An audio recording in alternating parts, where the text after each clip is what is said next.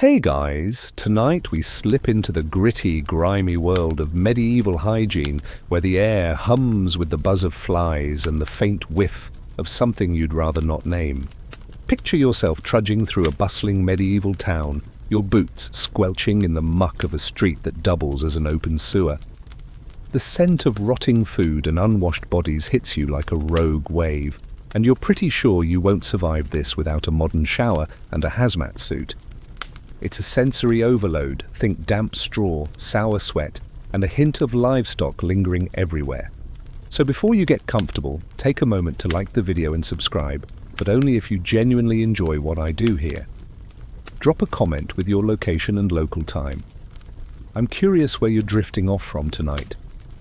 Now dim the lights, maybe turn on a fan for that soft background hum, and let's ease into tonight's journey together. You're standing in the heart of a medieval town, let's say York around 1350, where the streets are a chaotic maze of dirt and despair. The ground beneath your feet is a sludgy mix of mud, animal dung, and whatever the butcher tossed out his window. You dodge a cascade of slop from an upstairs chamber pot. Yep, folks just fling their waste into the street, no questions asked. The mainstream fact here is that medieval towns lacked proper sanitation systems. Waste management was basically chuck it and pray. Historians note that urban areas like London or Paris could generate tons of refuse daily, with no real plan beyond hoping the rain would wash it away. You sidestep a pile of something unidentifiable, your nose wrinkling as a cart of turnips rumbles by, its driver shouting to clear the way. The air feels thick, like you're breathing soup, and you can't help but wonder how anyone lived like this. Now here's a quirky tidbit. Some townsfolk believed the stench itself could ward off evil spirits. That's right, the reek was so bad, people thought it had supernatural powers, like a medieval air freshener for demons. You glance at a woman tossing vegetable peels into the street, her face unbothered by the smell. Maybe she's banking on those spirits staying away. Historians still argue whether this belief was widespread or just a quirky local superstition, but it gives you a chuckle as you skirt around a stray dog, sniffing the mess. You're not sure if it's the smell or the dog's enthusiasm that's worse. The street's alive with noise, vendors haggling, kids chasing a scrawny chicken, and the clatter of wooden carts. You pass a tanner's shop, where the sharp tang of urine-soaked hides makes your eyes water. Leather production was a smelly necessity, and tanners often worked on the town's edge to keep the odor at bay, but you're not so lucky today. You pull your sleeve over your nose, a weak shield against the assault. It's not just the waste, it's the sheer density of people, animals, and filth packed into narrow lanes. You spot a stream, more of a trickle really, running through the town, but it's less babbling brook and more toxic sludge. Townsfolk use it for everything, washing, drinking, and you guessed it, dumping more waste. You pause by a market stall where a woman sells wilted cabbages and something that might have been fish in a past life. Her hands are grimy, and you notice the same on everyone around you. Dirt seems to live under their nails like a permanent tenant. Cleanliness wasn't a priority when survival meant scraping by. You try to imagine explaining hand sanitizer to these folks, and the thought makes you smirk. They'd probably think you're peddling witchcraft.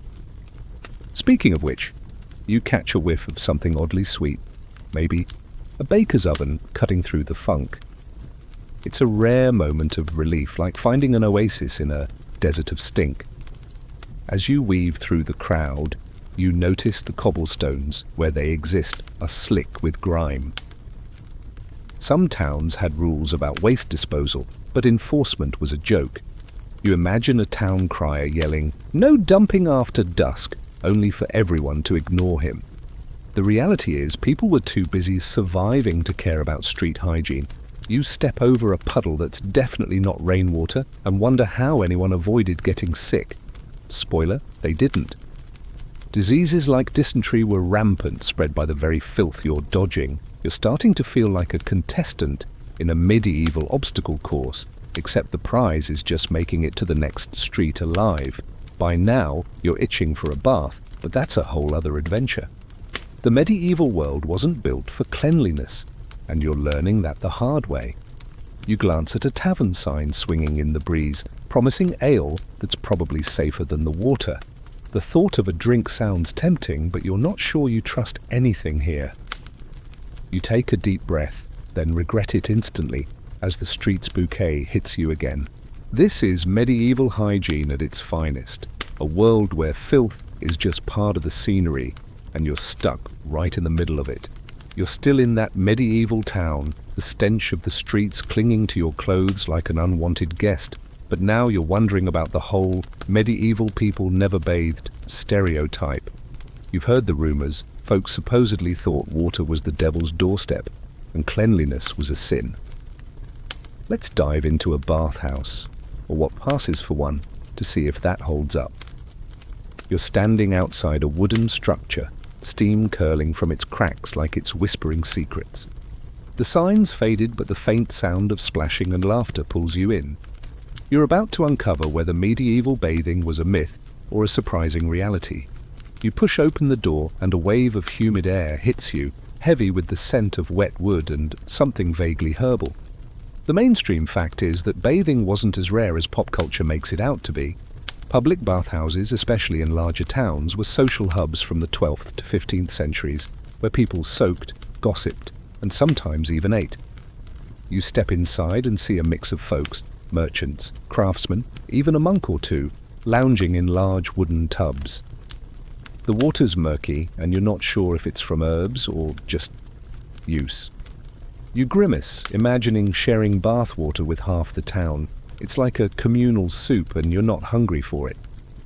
Here's the quirky tidbit. Some bathhouses doubled as unofficial brothels, which gave them a shady reputation. You notice a few sly glances and hushed giggles in one corner, and you're pretty sure it's not about the quality of the soap. Historians still argue whether these bathhouses were more about hygiene or hedonism, with some claiming the church cracked down on them for moral reasons. You sidestep a puddle on the stone floor and approach a tub where a woman's scrubbing her arms with a rough cloth.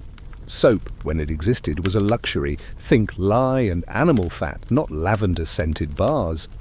You're tempted to ask her how she stands the smell, but she looks content, humming as she scrubs. You glance around, noticing the bathhouse's vibe is half spa, half tavern. There's a guy selling bread from a basket, and you can't help but chuckle at the thought of crumbs floating in the water. Snack and soak must have been the medieval motto. The room's warm, almost cozy, but you're still skeptical about jumping in. The water's probably been reused all day, and you're not thrilled about stewing in someone else's grime. You spot a barrel of cold water for rinsing, but it's got a film on top that makes you rethink your life choices. You mutter to yourself, maybe I'll just stay dirty. Bathing wasn't universal though. You learn that while townsfolk might visit bathhouses weekly, rural peasants were luckier to bathe monthly. Access to water, heat, and time was a privilege. You picture a farmer hauling buckets from a freezing stream, and suddenly the bathhouse seems like a palace. The church had mixed feelings about bathing. Some priests praised cleanliness as godly, while others thought too much scrubbing invited vanity or worse. You smirk, imagining a monk lecturing you about the sin of shiny hair while he's got dirt caked under his nails. You step outside for fresh air, only to remember the streets are no better. The bathhouse's warmth lingers on your skin, but you're still processing the shared tub situation. Some folks, especially the wealthy, had private wooden tubs at home, filled with heated water and maybe a sprinkle of herbs. You imagine a lord soaking in rose petals while you're out here dodging street slop. Life's not fair, even in the 1300s. Public baths were cheaper though, and you hear a vendor shouting about a discount for couples. You raise an eyebrow, wondering if that's code for something else. The bathhouse scene makes you rethink the filthy medieval stereotype. People cared about cleanliness, at least when they could afford it. But their standards were, let's say, flexible. You notice a kid running by, his face smudged with dirt, but his grin wide. Maybe they didn't mind the grime as much as you do. You're starting to see hygiene as a spectrum. Some soaked regularly, others just lived with the funk. Either way, you're not signing up for a dip anytime soon. You take a deep breath of slightly less rancid air and move on, wondering what other hygiene surprises this town's got in store. You're still weaving through the medieval town, the bathhouse's steamy haze behind you. But now you're headed toward a castle's shadowy walls, where the air feels cooler, but no less heavy. Your mission? To deal with the less glamorous side of medieval hygiene, the chamber pot. You're in a cramped castle chamber, the kind where nobles and servants alike face the daily reality of, well, nature's call. The room's dim, lit by a flickering candle, and there's a wooden stool with a suspicious hole in the corner. You're about to learn what happens when indoor plumbing is a distant dream. You approach the chamber pot, a clay or metal bucket tucked under the stool, and the smell hits you like a punch, sharp, sour, and unmistakably human. The mainstream fact is that chamber pots were standard in medieval households, from peasant huts to grand castles, because centralized sewage systems were non-existent. You lift the lid, wincing as the contents slosh. It's your job to empty it, and you're not thrilled. The castle's bustling with servants, but even they dread this task. You grab the pot, careful not to spill, and head for the nearest window. Yes, window, because tossing waste into the moat or street below was just how things worked. Here's the quirky tidbit. Some castles had garderobes, glorified holes in the wall where you'd sit and let gravity do the rest, often straight into a ditch or river. You picture yourself perched on one, wind whistling below, and can't help but laugh at the absurdity. Historians still argue whether garderobes were a hygiene win or just a fancy way to pollute the water supply. You're leaning toward the latter as you lug the pot down a spiral staircase, dodging a servant balancing a tray of bread. The castle's stone walls feel cold, but the pot's warmth against your hands is a reminder of why you'd rather be anywhere else. You reach the courtyard, where the moat glimmers under the midday sun, glimmers, but not in a good way. You tip the pot's contents over the edge, joining the daily cascade of castle waste. The moat's more sewer than scenic, and you wonder how anyone fished in it without gagging. Some castles had cesspits, but they overflowed often, leaving a stench that could knock out a horse. You notice a gardener nearby, unfazed as he rakes leaves, and you're starting to think medieval noses were just built different. Maybe it's like living near a landfill you stop noticing after a while. Public latrines were another option, but they're not much better. You've heard of communal privies in monasteries or towns where folk sat side by side over a long bench chatting like it's a coffee shop. You smirk, imagining the small talk. Nice weather, huh? Past the straw. Privacy wasn't a thing. People were practical, and waste was just part of life. You're grateful for the solitude of this chamber pot moment, even if it's gross. The pot's empty now, but you've got to clean it, which means a quick rinse with vinegar, or if you're lucky, a splash of ale. You opt for vinegar because wasting ale feels like a crime. As you scrub, you think about how this setup shaped daily life. Servants hauled pots, nobles complained about the smell, and everyone just dealt with it. Disease was a constant threat. Cholera and typhoid loved dirty water, and you're starting to see why. You set the pot back under the stool, already dreading its next use. The castle's lively with clanging armor and laughter from the great hall, but you're stuck in this quiet corner, pondering medieval sanitation. It's not glamorous, but it's real. You wipe your hands on your tunic, hoping you didn't miss a spot, and head back into the castle's chaos, ready for whatever hygiene challenge comes next. You're back in the medieval grind, the castle's damp stone walls fading behind you as you wander into a modest townhouse, still catching whiffs of the street's ripe aroma. Now you're facing a new hygiene hurdle, your teeth. You're standing in a cramped room, a cracked mirror propped against the wall, and you're holding what looks like a twig, frayed at the end. Medieval dental care is calling, and it's not exactly a trip to the dentist with minty floss and a free toothbrush. You're about to scrub your teeth with tools that make you question humanity's survival. You pick up the twig, let's call it a chewing stick, because that's what it is. The mainstream fact is that medieval people did care about oral hygiene, contrary to the myth of universally rotten teeth. They used chewing sticks, often from hazel or willow, to scrape plaque and freshen breath. You chew the end until it frays, creating a makeshift brush, and start scrubbing. It's rough, like sanding your teeth, and you're not sure if you're cleaning or just rearranging the grime. The taste of the wood is earthy, almost bitter, and you're already missing your modern toothpaste. Here's the quirky tidbit. Some folks rubbed their teeth with burnt rosemary or even ground cuttlefish bone for that extra sparkle. You imagine a merchant proudly flashing his pearly whites, swearing by his fishy powder, and you can't help but chuckle. Historians still argue whether these methods actually worked or just made people feel fancier while their gums suffered. You dip your stick in a bowl of water, hoping it's cleaner than the moat you saw earlier, and keep scrubbing. Your reflection in the mirror shows a grimace, partly from the twig, partly from the thought of what's stuck in your teeth. You notice a small clay pot on the table, filled with a gritty paste that smells faintly of mint and ash. Some wealthier types used homemade concoctions like this, mixing herbs, salt, or even charcoal to fight bad breath.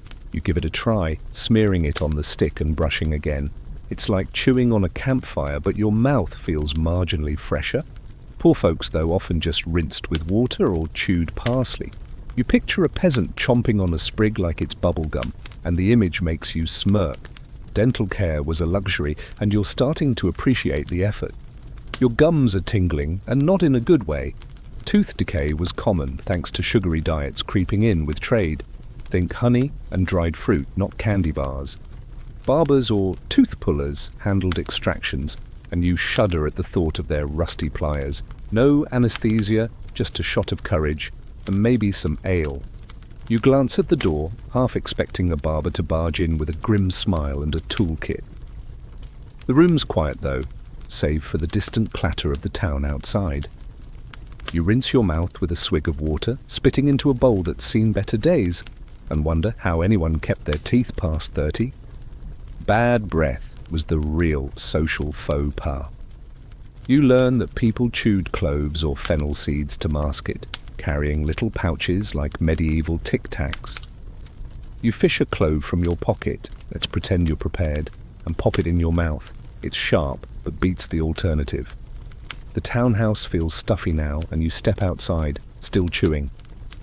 The street's as filthy as ever, but you're starting to get why hygiene was such a patchwork. You run your tongue over your teeth, feeling a bit cleaner, but mostly relieved to be done with that twig. Time to move on before you're roped into another medieval self-care experiment.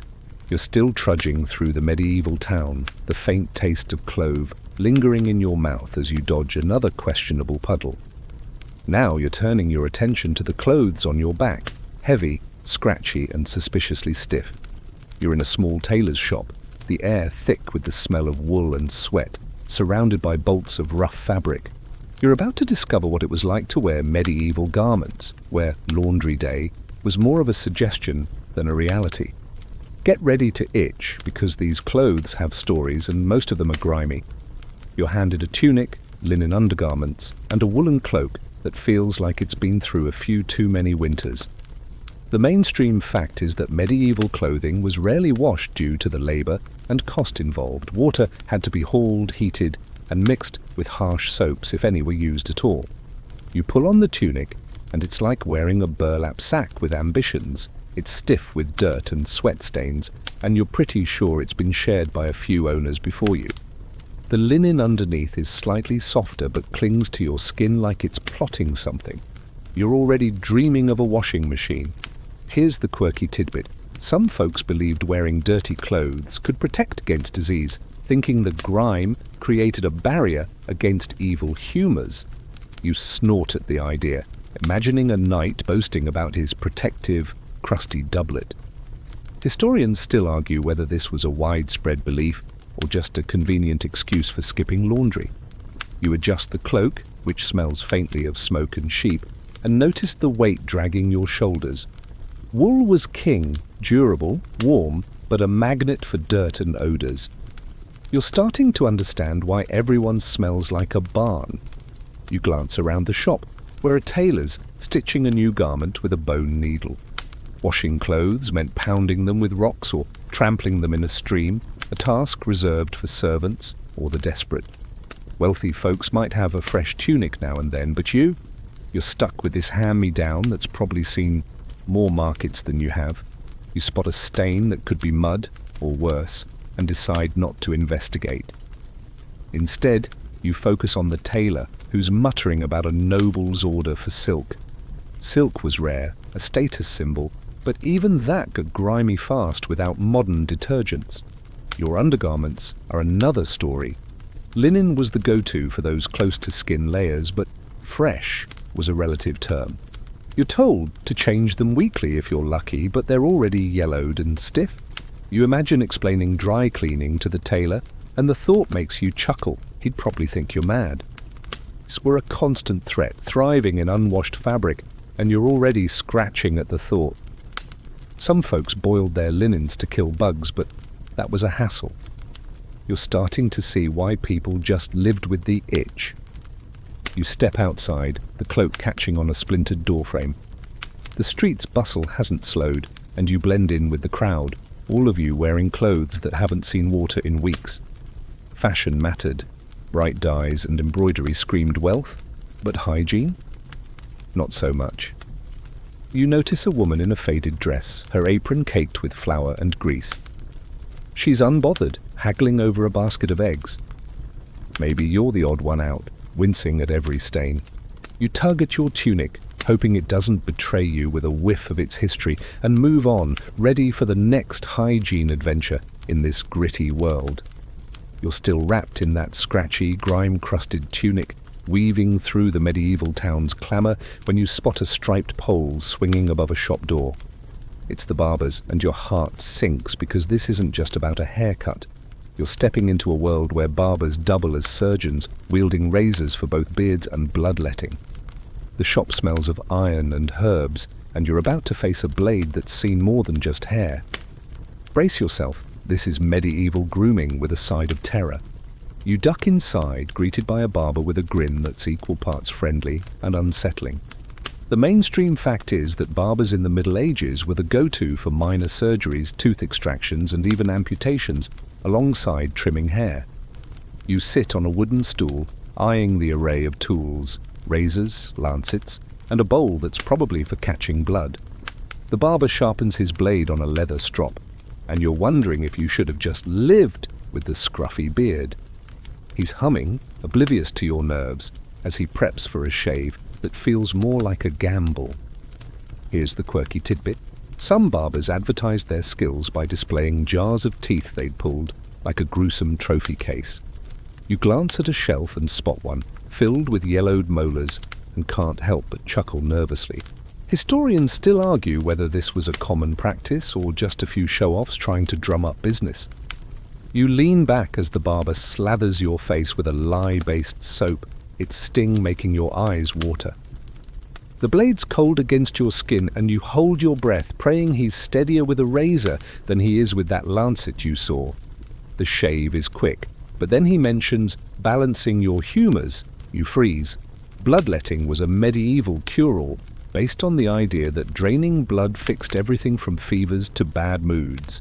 You politely decline, but he insists on showing you his leeches, wiggling in a clay jar. You're torn between fascination and fleeing. The shop's busy, another customer's getting a tooth yanked, his groans echoing. You're grateful for your earlier twig-brushing adventure, hoping it spares you that fate. The barber's chatty, joking about a knight who fainted during a haircut. You force a laugh, but your eyes are glued to that blade. Hygiene-wise, the barber's tools are a nightmare. They're wiped with a rag, maybe dipped in vinegar if you're lucky, but sterilization wasn't a thing. You wince, imagining the infection spread by that one rusty razor. The room's warm, the air thick with the tang of blood and sweat, and you're starting to miss the open street, filth and all. Barbers were trusted, though, because they had steady hands and sharp tools, more than most physicians could claim. You notice a bowl of herbs burning in the corner, probably to mask the smell, but it's a losing battle. You stand, your face smooth, but your nerves frayed. The barber tosses you a cloth to wipe off stray soap, and you're relieved to escape without a leech or a lancet in sight. Outside, the town's noise feels like a comfort after the barber's grim arsenal. You touch your freshly shaved chin, half expecting to find a nick, and wonder how anyone trusted these guys with anything sharper than a comb.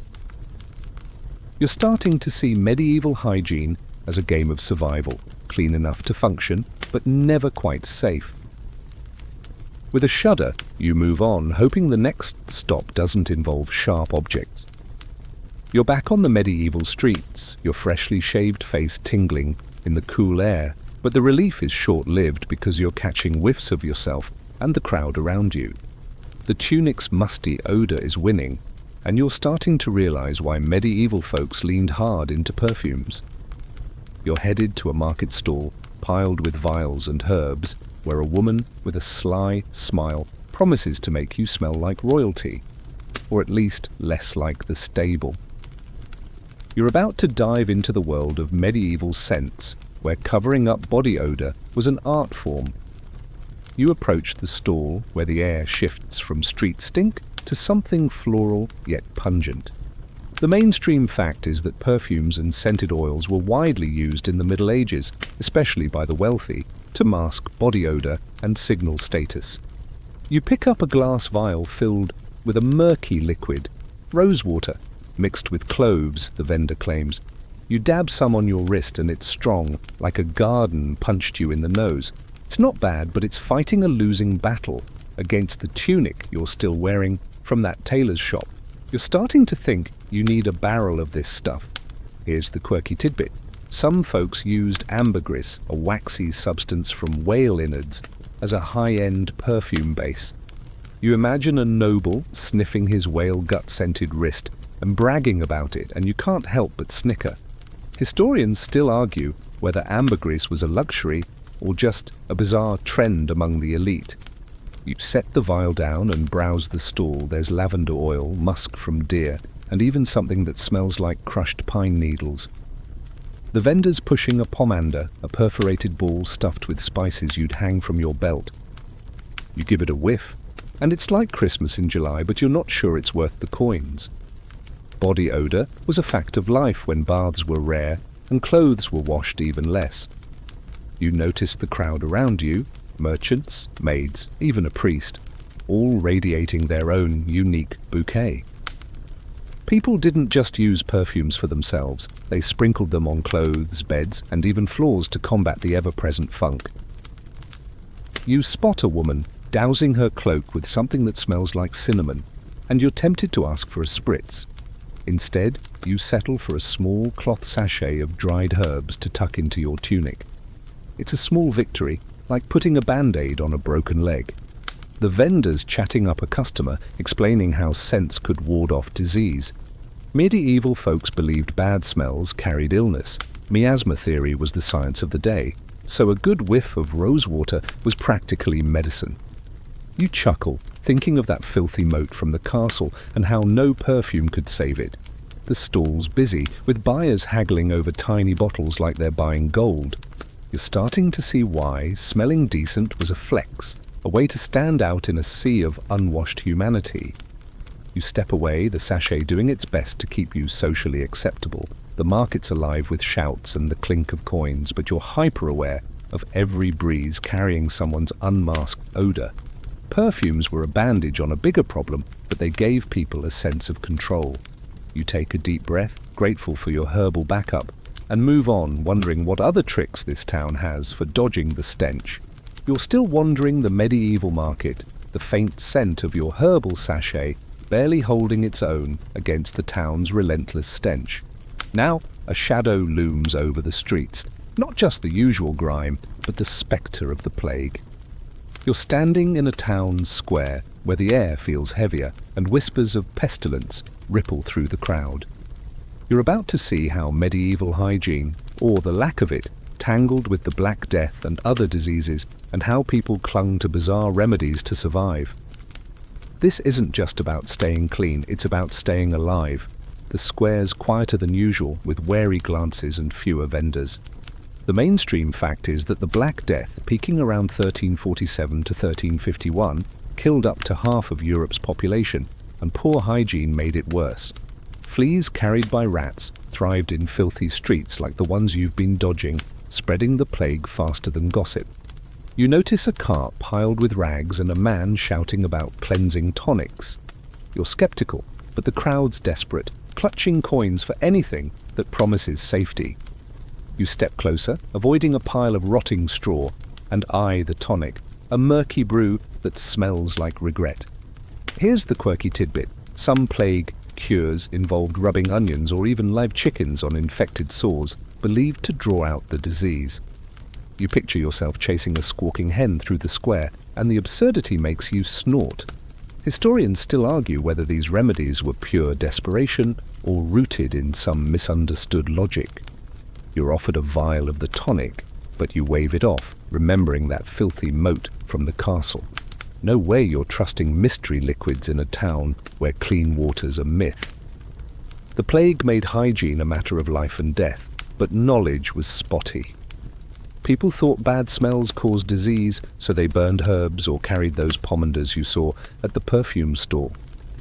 You spot a woman clutching one, her face pale, as she hurries past a boarded-up house. Quarantine was a thing.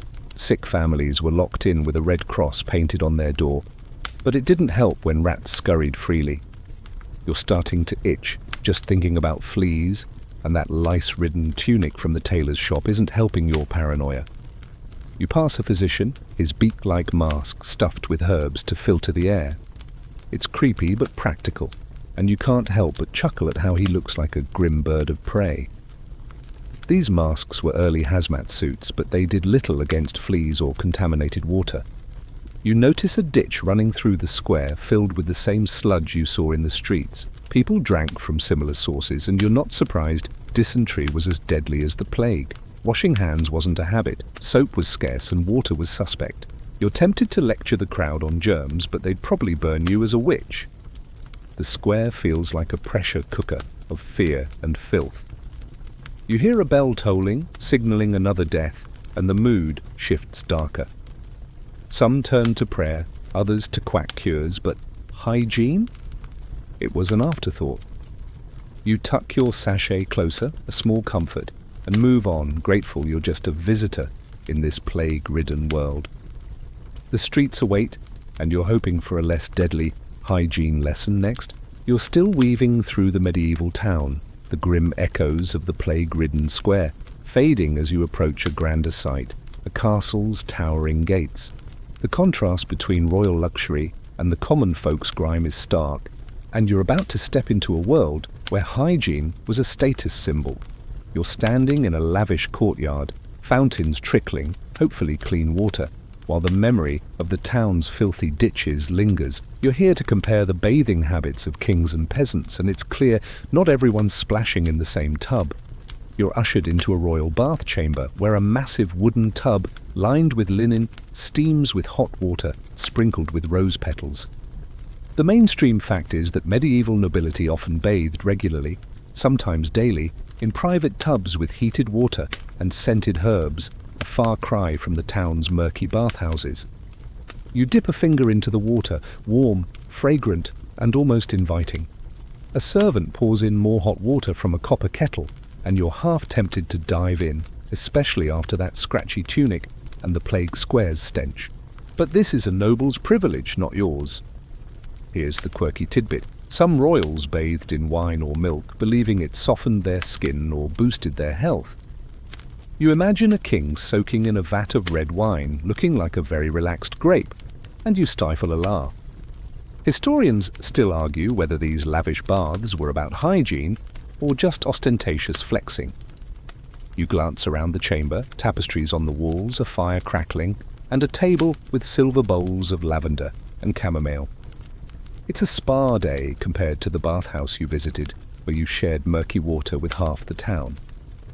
Now think back to the peasants. You picture them in their one-room huts, scrubbing in a cold stream if they're lucky, or just wiping down with a damp cloth. Water was a hassle to heat, and soap was a luxury. Your lye soap memory from the bathhouse makes you wince. Peasants might go weeks without a proper wash, while here, a noble's getting a full-body scrub from a servant wielding a boar-bristle brush. You've noticed the servant's hands rough and red from hauling water, and realize even this luxury comes at someone else's sweat. The castle's hygiene perks didn't stop at baths. Nobles had private garderobes. Remember those fancy toilet holes from the castle? and even portable chamber pots with velvet cushions. You smirk, thinking of the plain chamber pot you emptied, its contents destined for the moat. Meanwhile, peasants shared communal latrines or just squatted in the fields. Cleanliness was a class divide. The rich could afford to smell like roses, while the poor were stuck with the street's bouquet. You catch a whiff of your own tunic, still clinging to its market stall funk, and wish you could borrow some of that rose water. As you leave the chamber, you pass a noblewoman, her hair gleaming under a silk veil, probably washed with egg yolk and herbs. You're stuck with your greasy locks, and the contrast stings. The courtyard's fountains mock you with their sparkle, clean water for show, not for sharing. You're starting to see why hygiene was a power move, a way to flaunt wealth while the common folk wrestled with filth.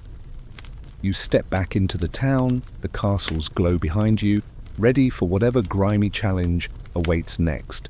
You're back in the medieval town, the castle's rose-scented luxury, a fading memory as the street's familiar stench slaps you awake. Now you're headed to a creaky, straw-strewn bedroom in a cramped inn, where the real nightmare begins. Lice. You're standing by a lumpy mattress, the flickering candlelight revealing tiny crawlers in the seams. Your skin's already prickling, and you're about to learn how medieval folks battled these itchy invaders in a world where bugs were as common as bread. Get ready for a night of scratching and some desperate remedies. You sit gingerly on the bed, the straw crunching under you, and immediately regret it. The mainstream fact is that lice were a universal plague in the Middle Ages, infesting hair, clothes, and bedding across all social classes due to infrequent washing and shared living spaces. You spot a louse, scuttling across the blanket and flick it away, your stomach turning.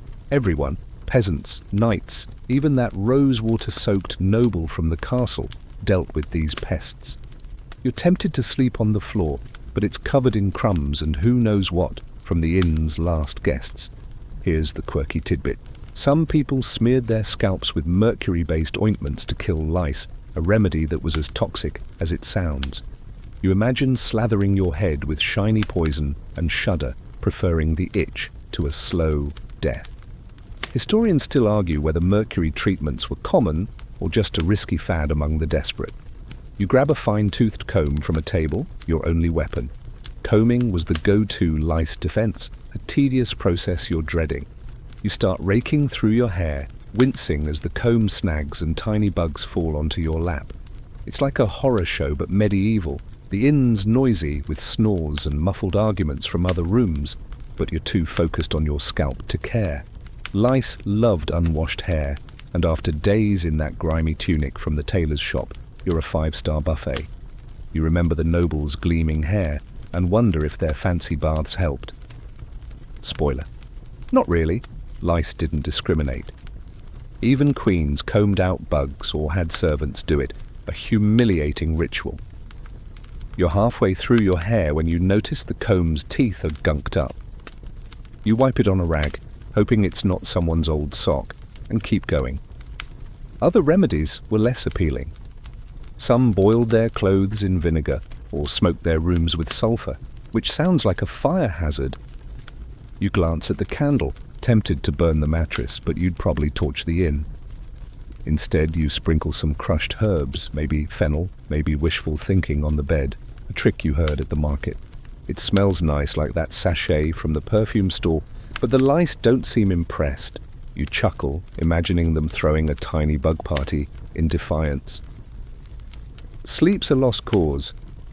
You lie back, keeping your head off the pillow, and stare at the ceiling's cobwebs. The inn's damp, the air thick with the scent of mold and unwashed travellers. You're starting to get why hygiene was a losing battle. Between shared beds and rare laundry, lice were invincible. You scratch your arm, half convinced you're crawling with them, and vow to check every seam of that tunic tomorrow. For now, you're stuck in this itchy purgatory, dreaming of a bug-free world as you drift toward the next hygiene challenge. You're stumbling out of that lice-infested inn, scratching your scalp and swearing off straw mattresses forever when you find yourself by a sluggish river on the town's edge. The water's murky, reflecting the grey sky, and you're wondering why anyone would trust it for anything, let alone bathing. You're about to dive into the medieval fear of water, a strange belief that made hygiene even trickier. Standing on the muddy bank, you're surrounded by reeds and the faint buzz of flies, ready to uncover why water was sometimes seen as a bigger threat than the filth you've been wading through. You dip a hand into the river and it's cold enough to make you flinch. The mainstream fact is that many medieval people avoided bathing in water because they believed it could weaken the body or let diseases seep through the skin. This came from humoral theory, where opening pores with warm water was thought to disrupt your body's balance. You're staring at the river, remembering that plague square and its miasma fears. And you get it. Water wasn't always the hero it is today. You're tempted to splash your face, but the greenish tint and floating twigs make you think twice. Here's the quirky tidbit. Some folks believed bathing in certain springs could cure ailments, but only if the water was blessed or tied to a saint. You chuckle, picturing a priest dunking a bucket in this river and calling it holy. Historians still argue whether this fear of water was universal or mostly among the elite, who had the luxury to avoid it. You notice a woman nearby rinsing laundry with a grimace and wonder if she's risking her health or just doing what's practical. Either way, the river's not inviting and you're starting to miss that noble's rosewater tub from the castle. The fear wasn't baseless. Water sources like this one were often contaminated. Remember that moat you emptied a chamber pot into? People drank, washed, and dumped in the same streams, spreading diseases like dysentery faster than you could say, "Bad idea." You spot a kid scooping water into a jug, and you want to yell about boiling it first, but you'd sound like a lunatic. Instead, you wipe your hands on your tunic, still crusty from the tailor's shop, and feel a pang of irony. Cleanliness is a dream when even the water's against you. Some folks got creative. You hear about dry bathing, where people rubbed their skin with cloths or herbs to avoid water altogether. It's like medieval baby wipes, and you're half tempted to try it, given the river's state. You step inside, the wooden floor creaking under your boots, still caked with mud from that riverbank. The mainstream fact is that medieval people relied heavily on herbal remedies for both hygiene and health, using plants like sage, mint, and garlic to treat everything from bad breath to infections. The apothecary, a wiry man with stained fingers, hands you a mortar and pestle and points to a pile of wilted herbs. You're tasked with grinding chamomile and fennel into a paste for cleansing the humours. You start mashing, the herbs releasing a sharp green smell that's oddly refreshing after the latrine's horrors. Here's the quirky tidbit. Some remedies called for ingredients like powdered viper or boiled toads, believed to cure fevers or skin sores. You glance at a jar labelled toad essence and chuckle, imagining explaining that to a modern pharmacist. Historians still argue whether these odd concoctions were based on folklore or early pharmacology gone wild. You keep grinding, the paste turning sticky, and the apothecary nods approvingly. He tells you to smear it on your skin to draw out impurities, but you're not thrilled about smelling like a salad for the rest of the day. The shop's a treasure trove of smells: rosemary for headaches, garlic for wounds, and something that might be rotting in a corner. Hygiene and medicine were intertwined. Washing a wound with herb-infused water was as close to antiseptic as it got. You remember that filthy river and wince, hoping this chamomile paste is cleaner. The apothecary's brewing a tea that smells like burnt grass, claiming it freshens breath. You're skeptical, especially after your twig-brushing adventure, but you take a sip. It's bitter like regret, but your mouth feels less like a medieval tavern. Herbal remedies weren't just for the sick. People chewed parsley to mask odours or rubbed sage on their teeth. Your clove-chewing moment from the townhouse comes to mind. Women used rosewater for their skin, a trick you saw in the castle's bath chamber, while men slathered on mustard plasters for aches. You spot a customer buying a garlic poultice, swearing it keeps plague at bay. You're not convinced, thinking of the plague square's desperation, but you nod politely. The apothecary's shop feels like a mix of hope and guesswork, where every jar promises salvation but delivers mostly stink. You finish the paste, your hands green and sticky, and the apothecary wraps it in a cloth for you. The shop's dim, lit by a single candle, and you're starting to feel like you've stepped into a witch's lair, minus the cauldron. These remedies were a lifeline in a world without antibiotics, but they relied on trial and error, heavy on the error. You tuck the paste into your cloak next to that sachet from the perfume stall and head out, the herbal scent trailing you like a questionable aura. The town's waiting, and you're braced for whatever hygiene hack comes next. You're back in the medieval town, the faint whiff of chamomile paste clinging to your hands as you leave the apothecary's herbal haze. Now you're standing in a bustling market square where appearances are everything, and grooming isn't just about cleanliness, it's a social ladder. You're surrounded by merchants preening their beards and women adjusting elaborate headdresses, all trying to look like they've got their lives together. You're about to dive into how medieval folks groomed to impress, turning hygiene into a status symbol in a world where filth was the default. You're drawn to a stall where a man's combing his hair with a bone comb, his movements deliberate, like he's auditioning for royalty. The mainstream fact is that grooming in the Middle Ages was a key way to display wealth and social rank, with elaborate hairstyles, trimmed beards, and cleanish hands signaling status. You pick up a similar comb, its teeth worn but sharp, and run it through your hair, still gritty from that lice-infested inn. It snags and you wince, but you're determined to look less like you just crawled out of a stable. The market's alive with people showing off and you're catching on. Looking good was half the battle. Here's the quirky tidbit. Some men used urine as a hair rinse, believing it strengthened their locks or added shine. You imagine a knight tossing his head like a medieval shampoo ad reeking of ammonia, and you stifle a laugh. Historians still argue whether this was a common practice or just a bizarre trend among the overly optimistic. You stick to the comb, avoiding a nearby jar of yellowish liquid that's probably not lemon extract. The stalls stocked with grooming tools, mirrors, tweezers, even razors, like the ones you dodged at the barber surgeon's shop. You're tempted to tidy your eyebrows but decide against it. One wrong pluck and you're a cautionary tale. Wealthier types used wine or vinegar for washing, which sounds fancy until you imagine the smell. You smirk, thinking of that wine-soaked noble, probably pickling himself in luxury. The church didn't help. Some clerics preached that too much bathing led to vanity or worse, though others saw it as godly.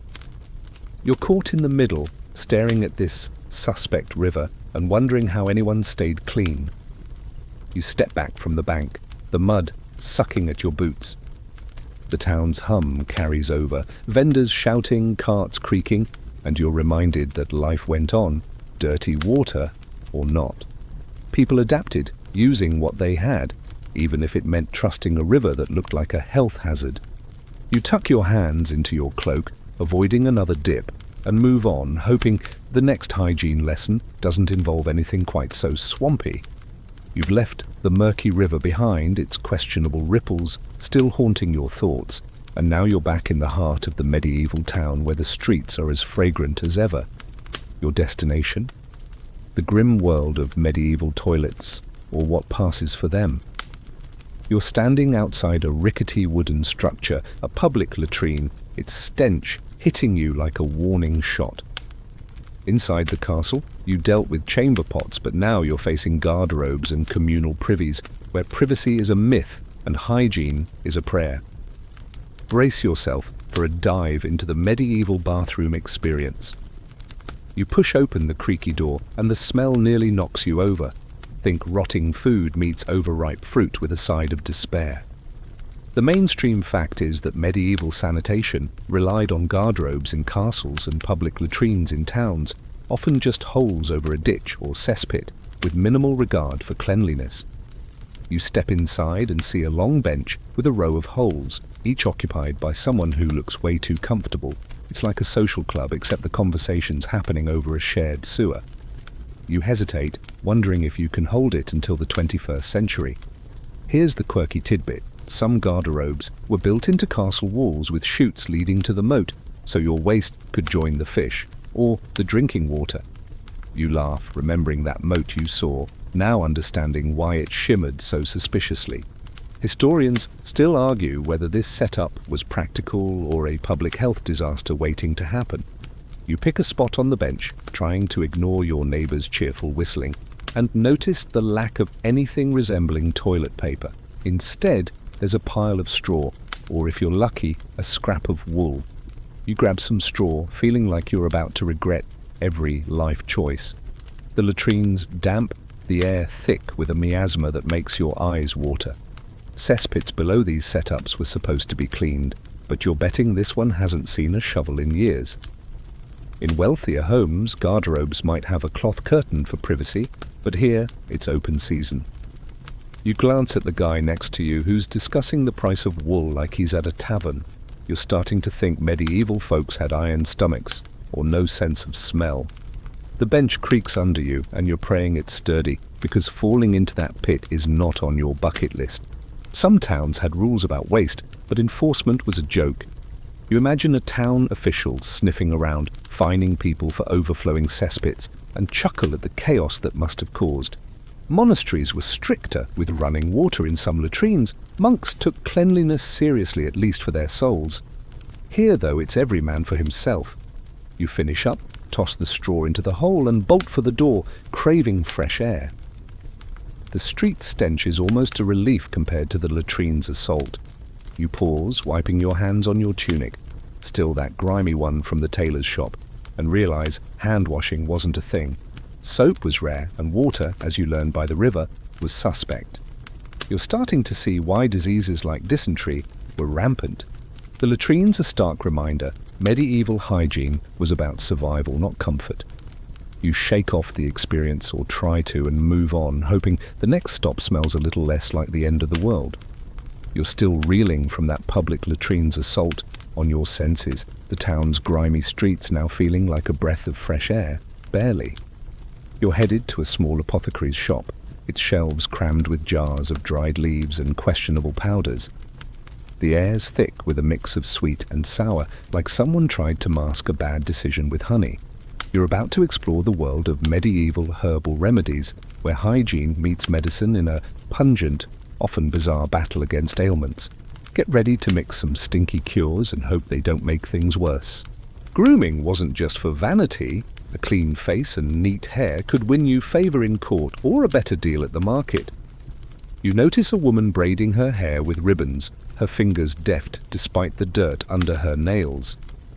She's probably aiming for a merchant's attention, and you get it. Appearance was currency.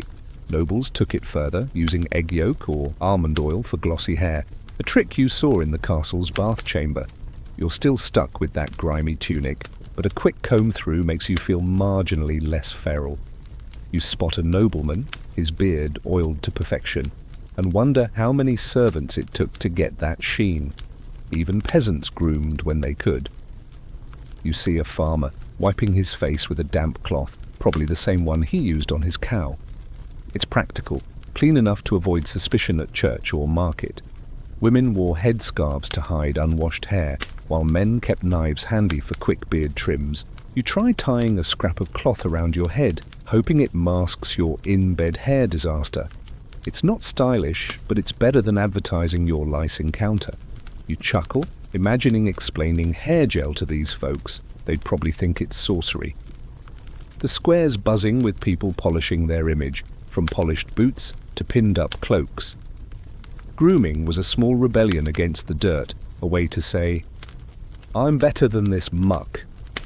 You tuck the comb into your cloak, next to that herbal sachet and chamomile paste, and feel a tiny boost of confidence. You're not noble, but you're presentable, barely. The market's energy pulls you along, ready for the next chapter in this grimy saga. You're still in the medieval market, the bone comb tucked away, and your headscarf barely holding back the chaos of your hair. The town's pulse is slowing now, and you're starting to sense a shift, not just in the day, but in the way people approach cleanliness. You're standing by a well where a woman draws water with a bucket that looks cleaner than the river you saw earlier. You're about to trace how hygiene began its slow crawl toward modernity, a journey from the grime you've endured to the faint promise of a less filthy future. This is where the medieval world starts to crack open, letting in new ideas about staying clean. The mainstream fact is that by the late Middle Ages, roughly the 1400s, hygiene practices began evolving as trade, science, and urban growth sparked small changes. You watch the woman at the well, her hands scrubbed with a rough stone, and notice she's careful not to let the bucket touch the ground. Towns were starting to build better wells, and some even had early aqueducts, a step up from that toxic moat you grimaced at in the castle. You lean closer, tempted to splash your face, and the water's clearer than you expected. Progress, maybe. It's not a shower, but it's a start. Here's the quirky tidbit. Some late medieval alchemists sold elixir of cleanliness, a mix of vinegar and herbs, claiming it purified both body and soul. You chuckle, picturing a snake oil salesman peddling it like medieval mouthwash, probably in that apothecary's shop you visited. Historians still argue whether these elixirs were early hygiene products or just clever scams. You're skeptical but curious, remembering that chamomile paste you're still carrying. The woman offers you a ladle of well water and you sip cautiously. It's cold, with a faint mineral tang, and you're relieved it doesn't taste like the latrine's aftermath. The shift wasn't just about water. You hear a merchant nearby boasting about soap from Castile, made with olive oil instead of animal fat. It's pricier than the lye soap you winced at in the bathhouse, but it's gentler, a luxury spreading from trade routes. You imagine lathering up with something that doesn't burn your skin and feel a pang of envy. Towns were also cracking down on waste. Some hired gong farmers to clear cesspits at night, a job you're glad you dodged. You glance at the street, still muddy but with fewer piles of slop, and wonder if those rules you scoffed at are finally kicking in. Education played a role too. You overhear a monk talking about cleanliness as godliness, a shift from the water-fearing clerics you learned about. Books on health, like those by Arab scholars, were trickling into Europe, teaching that clean water and regular washing could prevent disease. You think back to the plague square's desperation and see the contrast. Knowledge was starting to outpace fear. Even bathing was making a comeback. Wealthier homes had tiled bathhouses, and public ones were less about debauchery and more about soap. You're starting to feel hopeful, like you might survive this town without catching dysentery. But change was slow. You notice a beggar nearby, his clothes as grimy as your tunic, from the tailor's shop, and realize peasants were still stuck with streams and rags. The gap between rich and poor, those rosewater baths versus lice-ridden beds, persisted. You adjust your headscarf, still itching from that inn, and take a deep breath. The air's still thick, but there's a hint of possibility, like the medieval world's waking up to hygiene's potential. You're ready to leave this gritty adventure behind, carrying that sachet, comb, and a newfound respect for clean water. As the market fades, your steps grow lighter, the town's clamour softening into a distant hum. You find yourself by that well again, the water's surface catching the last rays of dusk. The medieval world, with its stench and struggle, feels less like a trap now, more like a story you've lived through. You dip your hands into the cool water, washing away the day's grime, the chamomile paste, the memory of lice. Each splash is a quiet promise. Humanity's inching toward cleanliness, one hard-won bucket at a time. The stars are peeking out, the air gentler, and you feel your shoulders relax. You've trudged through filth, dodged plagues, and survived barber's blades, but here you are, still standing. Let the town sleep in its mess. You're drifting somewhere softer now, where rivers run clear and soap doesn't bite. Close your eyes, let the well's ripple be the last sound you hear, and sink into rest, carried by the whisper of a cleaner tomorrow.